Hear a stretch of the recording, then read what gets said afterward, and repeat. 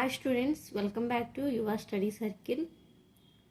నేను ఇవాళ mole concept అనే ఒక కాన్సెప్ట్ని తీసుకుని దాంట్లో నుండి ఏపీ ఎంసెట్లో ఏవైతే ప్రీవియస్ ఇయర్ క్వశ్చన్స్ వచ్చాయో అవి ఒకసారి ఎక్స్ప్లెయిన్ చేస్తాను. ఫస్ట్ మనం ఈ క్వశ్చన్స్ సాల్వ్ చేయాలంటే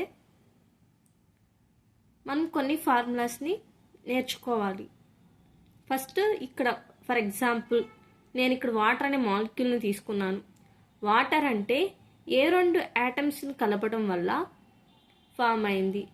2 హైడ్రోజన్ యాటమ్స్ని ఒక ఆక్సిజన్ యాటమ్ని కలపడం వల్ల వాటర్ మాలిక్యూల్ అనేది ఫామ్ అయింది.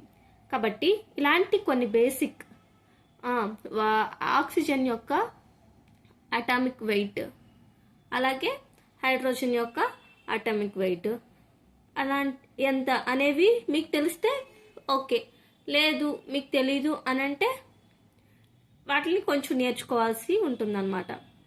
ఎందుకు చెప్తున్నాను అంటే అవి నేర్చుకుంటేనే ఈ ప్రాబ్లమ్స్ చేయగలుగుతారు. ఈ ప్రాబ్లమ్స్ చేయగలిగితేనే మీరు ఎగ్జామ్లో వచ్చిన క్వశ్చన్స్ ఈజీగా